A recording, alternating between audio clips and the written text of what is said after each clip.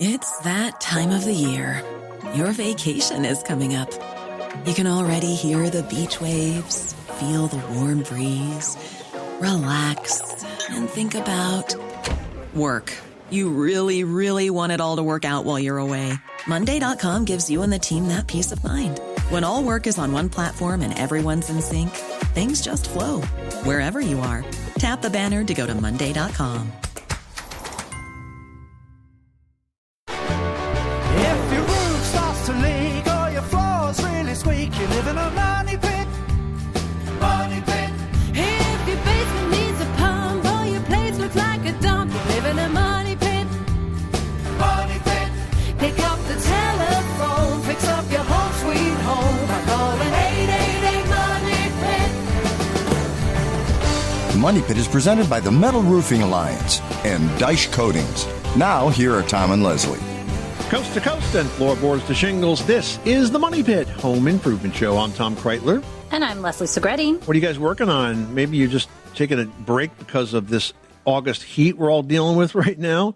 It is that time of year where it seems difficult, Leslie, to motivate to do work, especially if it's outside. But you could do stuff inside, and you could be planning for the fall to be cool enough. But if you've got some projects on that to-do list and need some inspiration to get started or some information, reach out to us. That's what we do. We're here at 1-888-MONEY-PIT, 888-666-3974. Or for the fastest possible response, just go to moneypit.com/ask and click the blue microphone button. Coming up on today's program, we're going to talk about how you can transform your yard into a dog-friendly paradise. We'll talk about secure fencing for shady spots and fun play areas. We've got all the tips that you need to keep your furry friends safe and happy. And also ahead, are you ready to step up to a new BBQ grill? Well, with lots of end-of-summer sales popping up, we're going to share what you could be looking for in your brand spanking new grill. Are you tired of trying to keep your concrete floors clean? We're going to share an Epoxy Floor Coating Kit that can transform your garage, your laundry area, or your basement into an easy-to-clean, durable space. But first, we want to know what you are working on. So even though it's super hot out and maybe you're not thinking of projects around the outside of your house, perhaps you've got something going on inside, or you're dreaming about all of those fall projects you'll be tackling. Well, whatever it is, inside or out, hot or cold, the Money Pit is standing by to help you out. The number here is 1-888-MONEY-PIT. That's 888-666-3974. Let's get to it. Leslie, who's first? Heading on over to Tennessee, where we've got Michael on the line who's looking to take on a painting project. I understand you want to paint some siding. Can you tell us a bit about it? Yes, ma'am. It's a vinyl siding, and I understand you can paint aluminum siding, but I didn't know how well vinyl siding would take to that. Now, vinyl siding's a little tricky, Tom, because you're probably going to need a special primer to make things really stick. So if you want to paint vinyl, there's a specific set of steps you need to go through.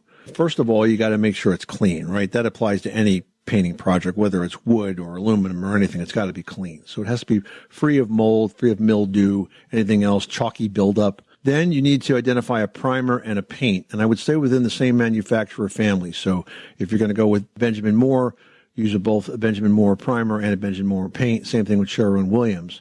Now, the primer is a really important step here because that helps the paint stick to the surface. And because you can't really rough this up like you would some surfaces, that's going to give you good adhesion. And the second thing is you need to choose the right paint. Now, the major manufacturers have specific colors that they recommend. They call them vinyl safe colors, and they're generally lighter colors because the darker the color, the more opportunity there is for the siding to overheat and warp, and that affects the adhesion.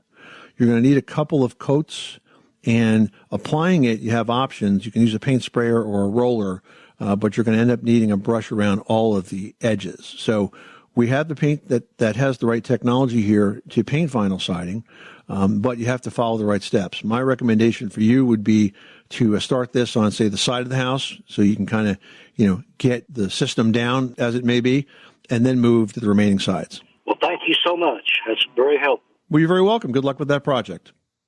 Erin in Ohio is on the line and needs some help with the playground. What can we do for you? I have a swingset / play set. It's made out of treated wood, and it's about 10 years old. The flat surfaces, they've turned black, and the wood is cracking. I'm wondering how I can best clean that up. Well, the best thing to do is to use a wood cleaner, but let me ask you this. Is it pressure treated, this wooden play set? I believe so, yes. Because, you know, pressure-treated lumber is sort of fallen out of favor as a play set because of the chemicals that are in the pressure-treated lumber leaching out of the lumber, getting into the soil, and so on. So I just give you a bit of a warning on that. But if you want to clean this, Flood makes a product called Flood Wood Cleaner that works really well. Basically, you wet the lumber down, you apply the wood cleaner, you let it set for 20 or 30 minutes. You don't let it dry. You may have to re-moisten it again, and then you kind of scrub it clean. You can use a pressure washer after that to scrub it clean. It does a pretty good job of brightening up the finish, taking away the dirt and the grime and lifting up any of that old gray sort of oxidation that settles on the wood or the black oxidation that settles on the wood. You can find that at most home centers and hardware stores, and again, it's called Flood Wood Cleaner. Okay, once I have it clean, then am I better, do you think, to stain it or paint it? No, you're better to stain it. What you want to do is use solid color stain as opposed to semi-transparent stain because it'll last a lot longer. The solid color tends to fade a little bit better and doesn't like peel like paint would. And the same thing, like we have a swing, like a porch swing that I'd like to put on there as well. Same thing then with that to clean it up. It's been outside for some time. Yes, if it's natural wood, that's a good product to clean up with. And the same advice applies to the porch swing. Now, is that also made out of pressure-treated lumber, or is that something different? You know, it's about the same age. I believe it is. All right, so again, use the solid color stain. Okay, very good. Thank you. You're welcome, Erin. Good luck with that project. Thanks so much for calling us at 888-MONEY-PIT. Hey, you want to make our day? Well, go ahead and leave us a 5-star review on Apple Podcasts, and we'll be jumping for joy. Plus, you guys, your feedback helps us make the show even better for you. Just go to moneypit.com/review. Heading on over to Wisconsin, where Andrew keeps getting some flooding in the yard. What's going on over there? Hi, Leslie. I have a house that's in a hill, and the backyard is kind of surrounded by a retaining wall, and what I'm seeing is standing water kind of sitting after heavy rain in that basically like pit of a backyard, and I think it's affecting the basement walls, getting water penetration. So what have you done to try to alleviate it? Anything so far? You know, I saw that there was some runoff off the gutters. The water's coming down pretty fast. Okay. It's actually overshooting the gutters, but I think that it's really that's a small aspect of what could be solving the problem, since the water that's actually hitting the pit doesn't really have a way out other than down into the ground. Right. Let's just talk about sort of total water management for this situation. So first of all, I'm presuming that the retaining wall is holding back some higher land, and then that when you get to the bottom of the retaining wall, that's sort of where your yard starts to form and run downward towards your house, and there's a gully there or something where the water seems to accumulate. Is that about right? Yeah, that's about right. If we're able to move the water around the house, could it travel on down by way of gravity towards a street or another property? Yes, if I can. That's why I was thinking maybe a French drain. If I can bring it to the side of the house. That's where I'm going. I think it could get around it. Okay, yeah, that's kind of where I'm going. So building a French drain, typically you build a trench. It's maybe 12 inches wide, maybe 12 inches deep or so. You'd put a little stone in the bottom of it. You'd put a perforated pipe. You'd put filter cloth and then more stone over that. And then you would cover it with soil, and then you would put grass or whatever other yard covering you have. Now, that's a lot of work. There is an easier way, and it's a product that's called Easy Drain, and it's sort of like a pre-made drain system. It consists of an internal pipe, which is surrounded by aggregate. Instead of stone, the aggregate kind of looks like styrofoam peanuts. And then around that, encapsulating the entire tube now, is a filter cloth. So this comes in sections, and they lock together. So all you need to do is to dig the trench and make sure it's pitching from the low part around your house to a point where it can come back out the daylight, where the end of the pipe can be drained. And that could be on the side of your house if you have good grading there, so it's going to continue to run down towards the street. Or it could be, farther to the street, or it could be in the street if your town will allow you to do that. But with this type of system, it's a lot easier than having to do all the labor of moving the stone around and the filter cloth and the dirt, and the planning gets a lot easier too. So that's called Easy Drain. Yeah, and I've never even heard about that as an option, and that's part of the problem, is knowing what my options are. So that's something for me to look into. Thank you. Now, the second thing I want you to look into, just so we don't leave anything unchecked here, is your gutter system. Make sure your gutters are sized properly so you don't get overflow during heavy rain. Make sure the downspouts are clean, and absolutely make sure the downspouts are extended out away from the foundation 4 to 6 feet. If you have them too close to the house, that's definitely going to contribute to the staining you mentioned that you're seeing on the foundation wall. May not be all of it, but it certainly is contributing to it, and especially if you see it get worse with rainfall or snow melt. So clean gutters extended well away from the foundation. All right, thank you. Well, if you're a pet owner, you know your pets love to spend time outside, but some outdoor surfaces can be uncomfortable or even unsafe for your pets. So to help, we've got some tips to help you create a dog-friendly yard that both you and your pup are going to love, courtesy of the National Association of Realtors. Now, first up, let's talk about creating a secure space. Fencing is key. You've got to make sure that fence is tall enough to prevent jumping and secure enough to prevent a dog digging underneath. And speaking of digging, dogs love to dig. I mean, my dog loves to find a spot under a bush and dig a giant hole and sit in it for the whole day. But it really can wreak havoc on your landscaping. So one solution is to kind of just designate a digging spot. It could be a sandbox filled with soft sand. That's a great option. And then you can encourage your dog to dig there by burying toys, treats, kind of like let them know this is their spot. Now, another thing to consider is picking dog-friendly plants. You want to avoid plants that are toxic to dogs, like azaleas, lilies, and daffodils, and instead go with safer options like marigolds and sunflowers and snapdragons. Also consider installing pathways where your dog tends to run. This not only protects your lawn, but it gives the dog a clear path to follow.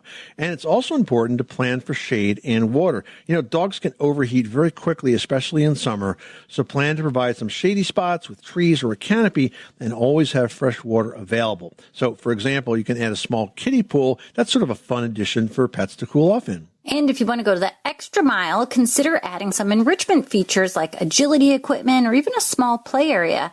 This can keep your dog entertained and active. Also think about using pet-friendly mulch like cedar chips, which are less likely to stick to fur and paws. And also remember, creating a dog-friendly yard doesn't mean that you have to sacrifice on style. With a little planning, you can have a beautiful yard that's also safe and enjoyable for your furry friend. For more tips on making your home pet-friendly, take a look at our website at moneypit.com. Now we're going to talk to Blair in Virginia, who's taking on a painting project. Tell us about the ceiling you're working on. I pulled out my power washer and decided to clean off the deck and the walls and the ceiling. And now the ceiling needs to be repainted, and it was originally painted with an oil-based paint. I would like to not use oil-based. I would like to go over it with a water-based, but I don't know, first off, if I can do that, and what would be the best brands to look into. So the first question is adhesion. What's the ceiling made out of? Is this a drywall ceiling, a wood ceiling? What is it? It's a wood ceiling. What kind of wood? It's just a plywood. The first thing I would do, now that you've got this all cleaned off, is I would prime it, and I would use either an alkyd primer, which is water-based, or I would use an oil primer, just the primer. The primer, it's important that it sticks really, really well. And it's also important that it adheres to whatever was there initially. And, you know, through the life of that ceiling, it may have had different paints, different finishes on it. We want to make sure we get primer on there that's going to have a real adhesive effect.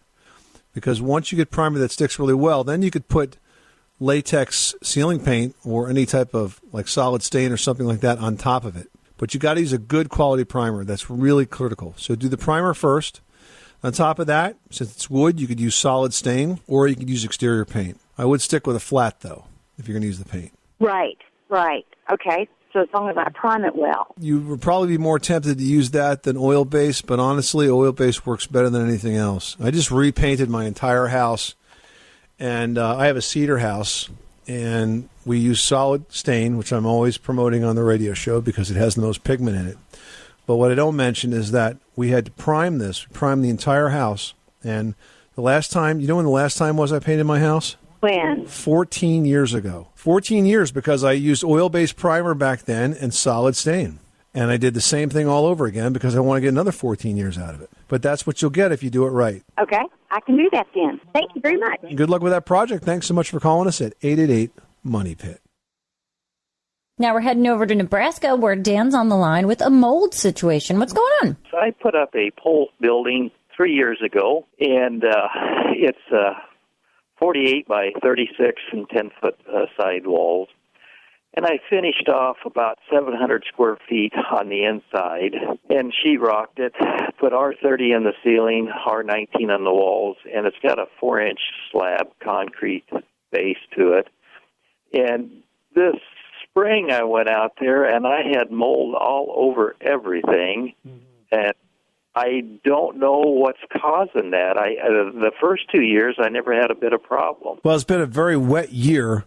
Now, you have no heat in this building, I presume? I heat the bathroom, which is about 8 by 10 during the winter here in Nebraska, and the rest I don't heat. Well, look, mold needs 3 things to survive. It needs moisture, it needs air, and it needs food. And all of those things are available in that pole building.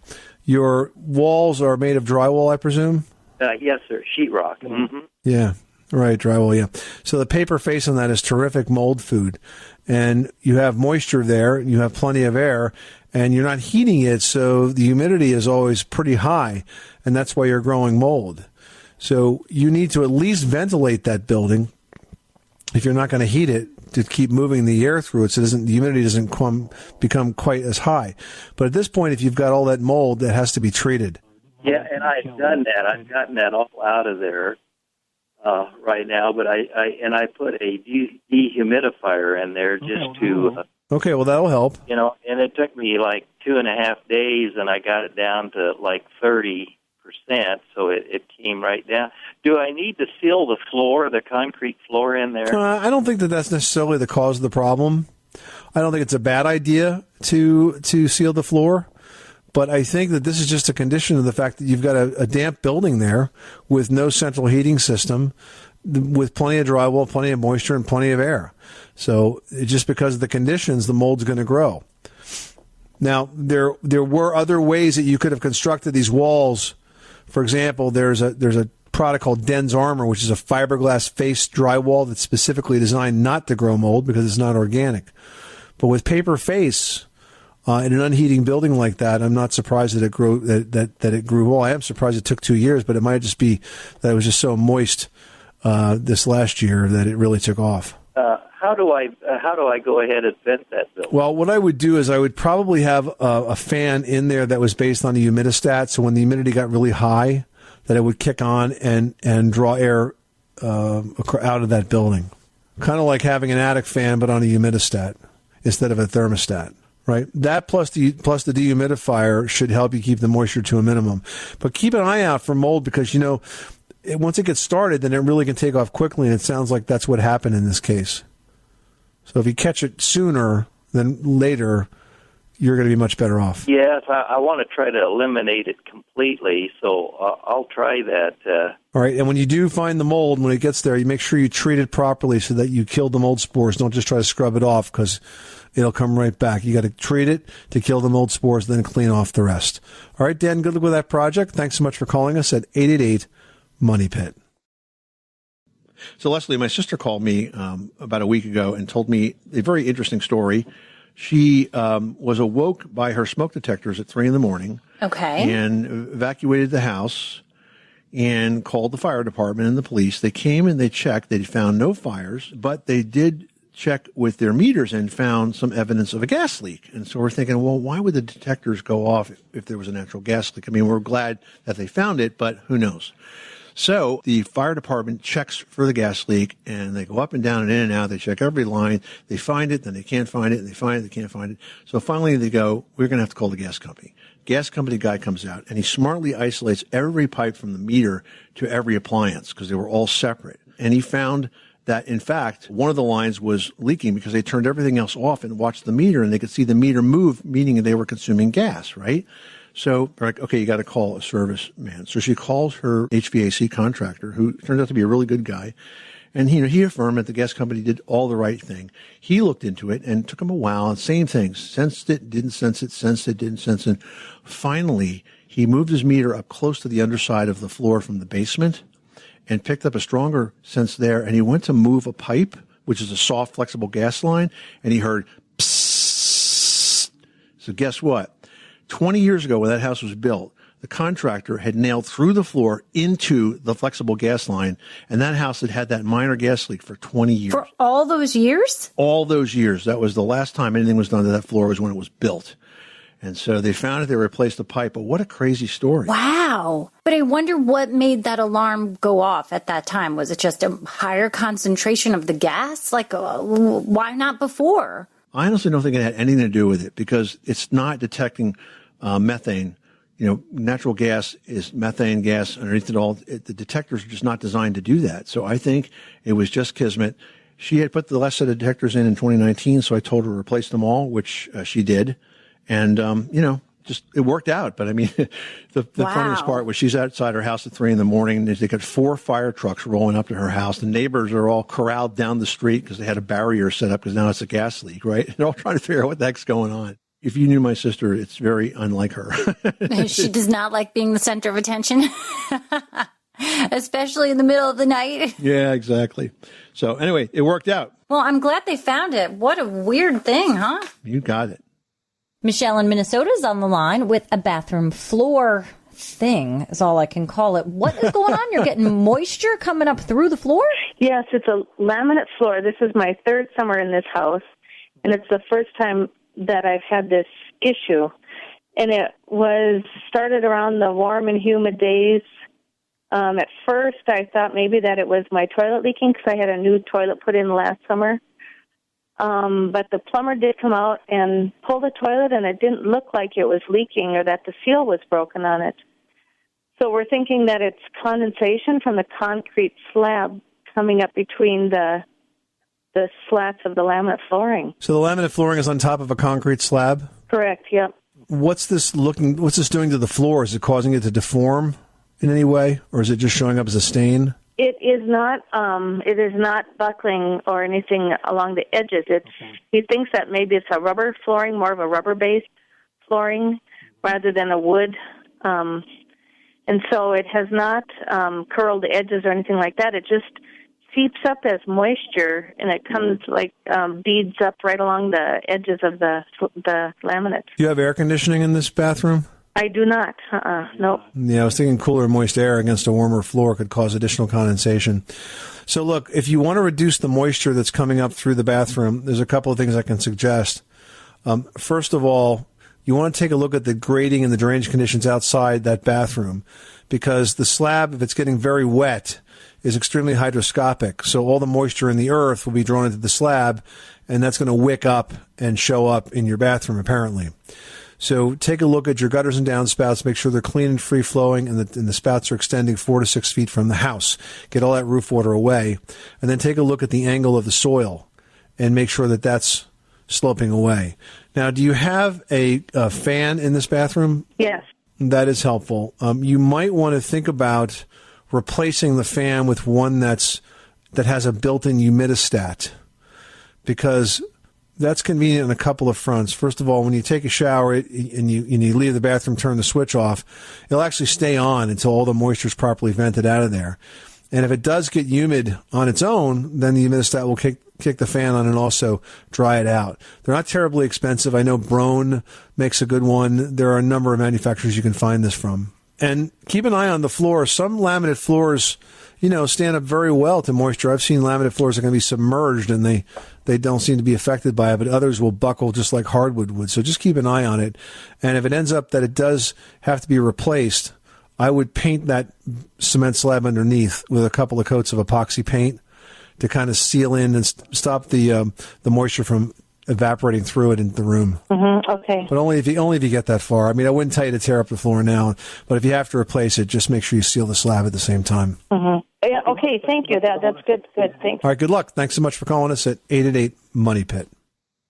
Well, if the grill you've been using all summer long is starting to look a little worse for wear, now is a good time to think about replacing it.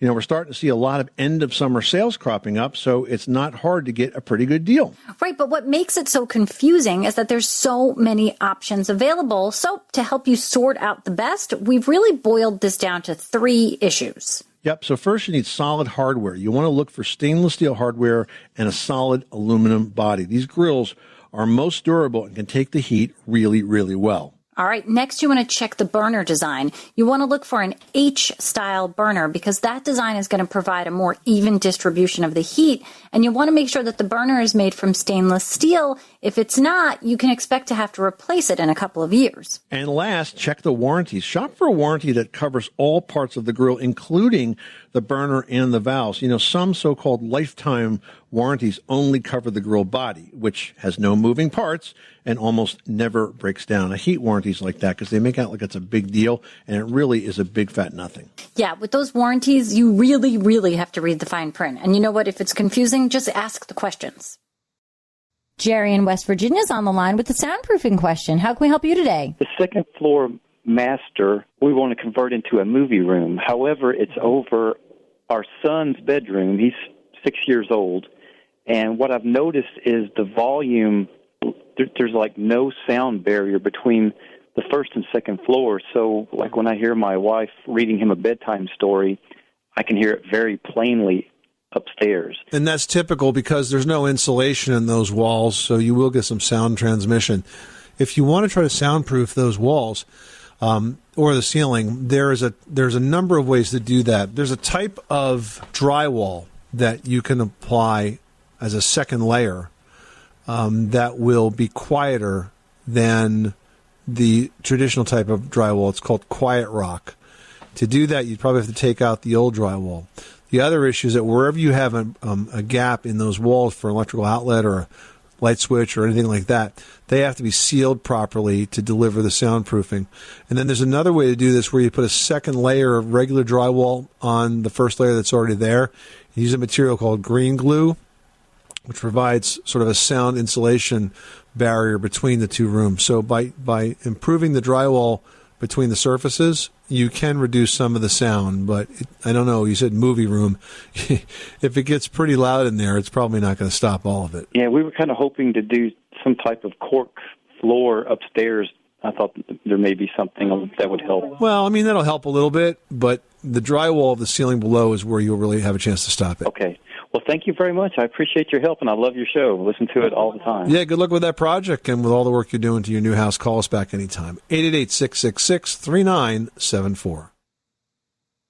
Well, if you have concrete floors in your home, such as in maybe a garage or a laundry area or a basement, you know they can be very difficult to keep clean. Now, we faced this problem in our house, and we solved it by applying an epoxy finish from Dyche Coatings. It's called the Die Hard Max Industrial Strength Epoxy Floor Coating Kit. And it's a low odor and zero VOC epoxy that sticks like crazy to interior concrete floors, and it makes them impact resistant and abrasion resistant, as well as very easy to clean because floors that are concrete just don't sweep well unless they have a really great coating. Yeah, and so it makes sense that the first step in this kit is a cleaner because that's going to loosen the dirt and it prepares the floor for the epoxy. And the epoxy is a two-part coating that you mix and apply, and then you add these decorative acrylic flakes to the drying epoxy, and that gives you a slip-resistant finish. It also looks really, really great. And that finish requires just one coat, and then it effectively hides any imperfections on that concrete surface. Once it's all cured, it's resistant to water, salt, chemicals, and it truly transforms that surface into one that's very durable and, I mean, super easy to clean. The Die Hard Max kit covers 250 square feet, and it's available in gray and tan. It retails for $127, but it's on sale this summer for $99 through September 30th at Home Depot, Lowe's, and Dyche Coatings websites. Now we've got Martin on the line who wants to talk about fascia boards. That is an excellent design detail on the exterior. What can we do for you? The fascia boarding that connects the ceiling of my porch roof to the overhang has separated from the ceiling, and I want to know if I need to rip that out and replace it, or can I just seal it and maybe put a larger molding over it? Well, if the fascia board is loosening up, then I would tell you to resecure it. And that's actually not an unusual thing to happen because the nails that hold that are usually going into the ends of the rafters behind it. They tend to expand and contract a lot. But what I would do is I would tell you to resecure it, but do it with screws, not with nails. If you use long screws like 2.5-inch case-hardened drywall screws or wood trim screws, that will pull that fascia board back in tight, and it'll be impossible for it to loosen up again. So don't think of it in terms of something covering it. Just put it back where it was, but use screws instead of nails, and it won't come out again. Okay? And do I do that by going under the molding? Well, you want to try to get that fascia board re-secured in, so if that is going to require you to take off a piece of molding to get to it, then that's what you do. But you want to get to the original fascia and tighten it up. Okay, I can do that then. Thank you very much. All right, Martin, good luck with that project. Thanks so much for calling us at 888-MONEY-PIT. Francis wrote into Team Money Pit and is asking, should cold air returns be open or closed when using central air conditioning? My house is 20 years old and I've been using the cold air returns in winter but closing them in the summer. Is this the right sequence? Actually, no, Francis. The cold air returns need to be used regardless of whether you're in the heating mode or the cooling mode. So let's think about this. The supply ducts that are providing the airflow into your spaces, whether it's in the heating mode or the cooling mode, doesn't matter. That's pushing air in. The return ducts bring the air back to be either reheated or recooled. Mine doesn't even have an option to close, and I wonder if that's just because I only use my ducted system for cooling. Yeah, that's right. Actually, there's no reason to have a louver to close a return duct. You know, one of the things I used to do as a home inspector is make sure that those were all connected and working. And there's a really simple way to do that. Just take a tissue and hold it to that return duct when it's running and either cooling or heating or just in the fan. You should see that tissue like stick right to the surface of that return duct, indicating it's got good air flow being drawn back into it and returning back to the system. So you definitely want to keep those open year round for those reasons. I mean, I think mine even may have like a decorative grate over it that looks like louvers you could do, but they don't move. They can have like the slots, you know, the slits in them. Right. But they can't have actually louvers like the supply registers have that you can physically open or close. All right. Hope that helps you out, Francis. Now, David wrote in saying, I pulled up old carpet in a home we're moving into next week, which revealed gorgeous hardwood. All right. Lucky you. Except that the hardwood is covered in staples and rust. What's a quick fix for fixing this up before we move in? I don't want to take on sanding and refinishing right now. Okay. So first of all, you know, carpet makes an amazing drop cloth. That's on those floors for 10, 20, 30 or more years. I have just done a big project that had carpet that was, I'd be embarrassed to tell you how old this was, but I'm sure 30 years is an understatement. But this carpet came up and underneath we found floors. And these floors were discolored. They had lots and lots of nails and staples in them. So we pulled up everything we could, and then we had the floors sanded. And they are absolutely drop dead gorgeous as a result. If you saw the before and after, you just wouldn't believe it. So if you really want good looking floors, I'm telling you, you really ought to invest in having them sanded. Now, if they're not in bad shape, you could pull out as much of that hardware as you can find. And then what you could do is you could rent a buffer, like the kind you use to wax floors, like in a commercial building, and sanding screens, which are kind of like window screens with an abrasive surface. You can abrade the surface of these floors, which will take off, you know, just the outer layer of floor finish. It's a bit messy. You got to vacuum up a lot. You'll have to do some handwork along the edges. But if you get it off and the floors look pretty good, then you can just urethane from there without having to do the full sanding. Yeah, but David, I 100% recommend you tackling this before you move in. And if sanding and refinishing fully is the option, do it now before you've got to move furniture around, wait for time to cure. It's a big mess. You've been listening to the Money Pit Home Improvement Show, and we are so glad that you're spending this warm summer afternoon with us. We hope we've provided you some valuable tips, advice, and ideas to tackle projects you'd like to get done around your house with confidence and success. If you've got questions, remember you can reach us not only during the show, but 24/7 at 1-888-MONEY-PIT. I'm Tom Kreitler. And I'm Leslie Segretti. Remember, you can do it yourself, but you don't have to do it alone.